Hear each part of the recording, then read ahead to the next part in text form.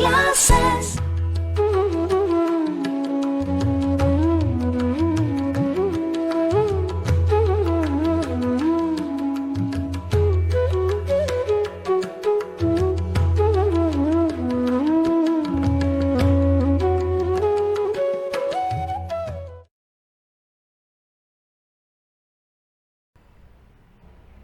Hello students, आज का हमारा चैप्टर का नाम है मोशन, जो कि क्लास 9 का फर्स्ट चैप्टर है। ठीक है, अब मोशन से पहले, चैप्टर के बारे में बताने से पहले थोड़े बहुत रिकॉल कर लेते हैं जो आपने 8 क्लास में हल्का पढ़ा होगा, जैसे कि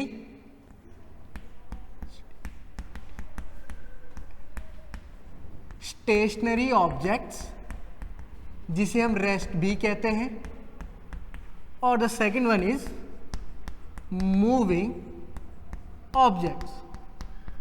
ठीक है, अब दोनों में डिफरेंस क्या है? स्टेशनरी ऑब्जेक्ट, जैसे कि आपको नाम नहीं पता है, हमने लिखा है रेस्ट, मतलब वो ऑब्जेक्ट जो आपके मूव नहीं करता है। एग्जाम्पल आपके ट्रीज हो गए, हाउस हो गए, जो जिस जगह पे सिचुएटेड है वहीं पे रहती है, उसको हम कहते हैं स्टेशनरी ऑब्जेक्ट। ठीक है, and the second one is the moving objects. Moving objects वो ऑब्जेक्ट्स हुए जो कि मूव करते, जैसे कि आपकी running a bicycle, running a bus, जो कि आपका एक जगह से दूसरे जगह तक मूव करता है, उसको हम कहते हैं मूविंग ऑब्जेक्ट्स। तो क्लियर होगा पहली चीज की स्टेशनरी ऑब्जेक्ट जो आपके मूवेबल नहीं होते, हाउस, ट्री, कोई सी भी चीज आप ले सकते हैं जो जहां पे सिचुएटेड है वही है। मूविंग ऑब्जेक्ट्स वो ऑब्जेक्ट्स है जो आपका एक पोजीशन से दूसरे पोजीशन पे मूव करते हैं। हम हो गए human beings, when we walking, when we running, moving objects के अंदर हम आ गए। अब हम आते हैं चैप्टर के बारे में, क्योंकि बताना जरूरी था कि स्टेशनरी ऑब्जेक्ट और मूविंग ऑब्जेक्ट्स होते क्या हैं। तो अब हम आते हैं जो कि हमारा चैप्टर है motion. What do you mean by motion? Motion हम उस चीज को कहते हैं when an object is moving a certain distance with respect of stationary object as a reference point. जब भी कोई ऑब्जेक्ट एक जगह से दूसरी जगह पे जाता है और हम एक पॉइंट से मेजर करते हैं, रेफरेंस पॉइंट उसको लेते हैं जो मूव नहीं करता। एग्जाम्पल, जब आप अपने घर से स्कूल गए तो आपने कुछ डिस्टेंस कवर्ड किया, बट स्टेशनरी ऑब्जेक्ट क्या हुआ? आपका घर, क्योंकि आप घर से चले थे। ठीक है, तो घर आपका स्टेशनरी ऑब्जेक्ट हो जो कि हम रेफरेंस पॉइंट लेते हैं। फिर आप स्कूल पहुंचे तो हमने बोला यू आर इन मोशन, तो उसको हम कहते हैं मोशन। तो मोशन की प्रॉपर डेफिनेशन क्या आई? A body is said to be in motion when its position changes continuously with respect of a stationary objects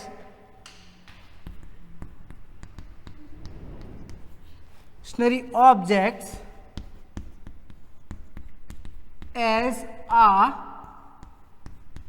reference point। क्योंकि हमारे पास एक स्टेशनरी ऑब्जेक्ट होना जरूरी है जिसको हम रेफरेंस पॉइंट लेते हैं, वहां से हम आपका डिस्टेंस मेजर करते हैं, तभी हमें पता चलता है कि आप मोशन में हैं।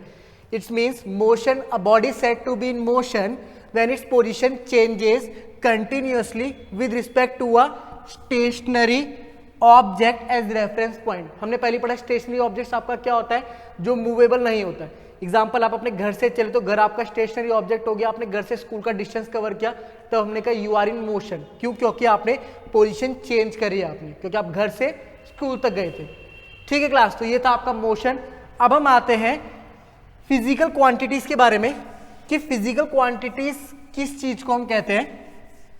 फिजिकल क्वांटिटीज वो चीजें होती हैं जिनको हम मेजर कर सकते हैं। Physical quantities, those things which can be measure are known as physical quantities. Example, distance, या जिसकी कोई यूनिट्स होती हैं, डिस्टेंस की यूनिट होती है आपको पता है, डिस्प्लेसमेंट हो गया, मास हो गया। ठीक है, और वो सारी चीजें जिनको आप मेजर कर सकते हैं, जिनकी यूनिट्स होती है, उनको हम कहते हैं फिजिकल क्वांटिटीज। क्योंकि डिस्टेंस मीटर, डिस्प्लेसमेंट मीटर, मास केजी, इनकी क्या पर्टिकुलर यूनिट है, तो इनको हम कहते हैं फिजिकल क्वांटिटीज। वो सारी चीजें किसके अंदर आती है, हमारी फिजिकल क्वांटिटीज के अंदर। अब हमारे पास जो टॉपिक आता है वो है हमारे पास डिस्टेंस। अब डिस्टेंस का मतलब क्या हुआ, जैसे कि आपको पता है डिस्टेंस मतलब जो भी हम एक जगह से दूसरी जगह पे चलते हैं, हमने जो रीजन कवर किया उसको हम कहते हैं डिस्टेंस। ठीक है, तो वही है, a distance is the actual length of the path covered by a body with irrespective of directions. Means distance कभी कोई पर्टिकुलर डायरेक्शन इन्वॉल्व नहीं करता। डिस्टेंस मीन्स अगर आप एक जगह से घूम के कहीं पे भी आप वापस उस जगह पर आते हैं तो आपका डिस्टेंस काउंट होता है, क्योंकि हमने कोई पर्टिकुलर डायरेक्शन उसमें मेंशन नहीं होती है। तो डिस्टेंस वही है, द टोटल और actual path covered by an object irrespective of direction. It means हमें कोई डायरेक्शन देने की जरूरत है। अगर हमने कहा है कि आपको अपने घर से स्कूल जाना है तो आप कोई से भी रास्ते से जाएं, आपका डिस्टेंस कहेंगे उसे, ठीक है। तो ये था हमारे पास डिस्टेंस, द टोटल और actual path covered by an object irrespective of direction, उसको हम क्या कहते हैं, हमारा डिस्टेंस। दूसरा हमारे पास आता है डिस्टेंस की यूनिट। यूनिट आप सबको पता ही है, मीटर कह सकते हैं हम और किलोमीटर कह सकते हैं। बाकी हाईली इंक्रीज होने में लग जाती है जिस हिसाब से आपका डिस्टेंस रहता है। तीसरी चीज हमारे पास आती है कि डिस्टेंस कौन सी क्वांटिटीज है, ठीक है। डिस्टेंस हमारे पास आता है स्केलर क्वांटिटी। अब स्केलर क्वांटिटीज क्या होती हैं, वेक्टर क्वांटिटीज क्या होती है, आपके पास दो तरह की क्वांटिटीज होती है। स्केलर क्वांटिटीज वो क्वांटिटीज को हम कहते हैं जिसकी केवल मैग्नीट्यूड होती है, मतलब केवल वैल्यू होती है, कोई पर्टिकुलर डायरेक्शन नहीं होती है, उनको हम क्या कहते हैं, स्केलर क्वांटिटीज। तो जैसे कि हमने पढ़ा डिस्टेंस की वैल्यू होती है कुछ बट कोई डायरेक्शन नहीं है, it means distance is a scalar quantity, क्योंकि उसका डायरेक्शन से लेना देना कुछ भी नहीं है, उसकी क्या है, केवल वैल्यू होती है। दूसरी चीज हमारे पास आती है वो है हमारे पास डिस्प्लेसमेंट। डिस्प्लेसमेंट क्या होता है, डिस्प्लेसमेंट में जो है एक्चुअल लेंथ कवर्ड उसमें भी होता है, बट उसमें पर्टिकुलर डायरेक्शन हम मेंशन कर देते हैं। अगला टॉपिक हमारे पास है डिस्प्लेसमेंट, ठीक है। डिस्प्लेसमेंट में क्या पर्टिकुलर डायरेक्शन, हम एक ऑब्जेक्ट को बोलते हैं कि आपने इस डायरेक्शन से होके जाना है, उसको हम कहते हैं displacement. The shortest distance covered by an object with respective directions, ठीक है। इसमें हमने क्या किया, इसमें हमने एक ऑब्जेक्ट को पर्टिकुलर डिस्टेंस के लिए तरफ भेजा है, बट ये भी बोला कि इस डायरेक्शन से होके जाना, तो हमारे पास आता है डिस्प्लेसमेंट के अंदर। इसकी भी यूनिट होती है जो कि हमारे पास डिस्टेंस की थी, मीटर और किलोमीटर। तीसरा हमारे पास आता है ये कौन सी क्वांटिटीज है, इसकी हमने पर्टिकुलर वैल्यूज भी थी और डायरेक्शन भी हमने दिया है, तो ये हमारे पास आता है वेक्टर क्वांटिटीज के अंदर। वेक्टर क्वांटिटीज वो क्वांटिटीज होती हैं जिनकी मैग्नीट्यूड और डायरेक्शन दोनों ही होता है। स्केलर क्वांटिटीज वो होती है जिसकी केवल मैग्नीट्यूड होता है, कोई पर्टिकुलर डायरेक्शन नहीं होता है। एग्जाम्पल के थ्रू हम कर लेते हैं, मान लीजिए हमारे पास एक ऑब्जेक्ट ए पे था, उसे जाना है ऑब्जेक्ट सी पे, ठीक है। तो ये डिस्टेंस उसने 4 कवर किया, ये इसने 3 कवर किया। तो अगर मैं टोटल डिस्टेंस पे आऊंगा तो टोटल डिस्टेंस आपका हुआ 4 + 3, तो जो हमारे पास डिस्टेंस आएगा, डिस्टेंस आया 4 + 3 दैट इज 7। बट जब हम बात करें डिस्प्लेसमेंट की तो हमने यहां पे वर्ड देखा है शॉर्टेस्ट डिस्टेंस। अब ए से सी के पास जाने के लिए ए बी सी भी है, बट ये लॉन्गेस्ट मेथड है। अगर हम शॉर्टेस्ट डिस्टेंस देखें तो ए टू सी डायरेक्ट भी जा सकता है, तो हमने इसका मेजर किया, ये हमारे पास आया 5, तो डिस्प्लेसमेंट हमारे पास आया दैट इज 5।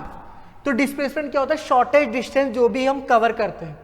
दूसरी चीज, डिस्टेंस आपका कभी जीरो नहीं हो सकता है, क्योंकि डिस्टेंस क्या, अगर आप थोड़ा सा भी चलेंगे तो आपका डिस्टेंस कवर्ड के अंदर आता है, मतलब आपने कुछ तो एरिया या लेंथ आपने कवर्ड किए। जब बात करें डिस्प्लेसमेंट की, शॉर्टेस्ट डिस्टेंस की हम बात कर रहे थे, तो डिस्प्लेसमेंट आपका जीरो हो सकता है। वो किस केस में होगा, मान लीजिए आप ए पॉइंट से चले, घूम फिर के आप वापस ए पॉइंट पर आ गए, ठीक है, तो जो इसका डिस्टेंस होगा, डिस्टेंस तो आएगा इसका 2 पाई आर से, आर से हमारे पास रेडियस हो गया पाई के लिए 22/7। जब बात करते हैं हम डिस्प्लेसमेंट की, अब देखिए एक पॉइंट से चला, अगर वापस उसी जगह पर आ गया है तो उस केस में हमारा डिस्प्लेसमेंट हो जाता है जीरो, क्योंकि जिस पॉइंट से चला था उसी पॉइंट पे वापस आ गया, तो उस केस में हमारे पास डिस्प्लेसमेंट क्या हो जाता है, जीरो। तो ये हमने कुछ डिफरेंसेस करे थे डिस्टेंस और डिस्प्लेसमेंट के बीच में।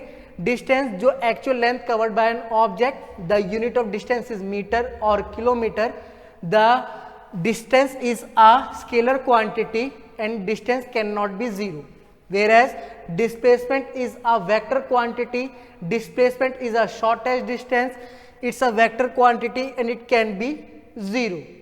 Thank you class.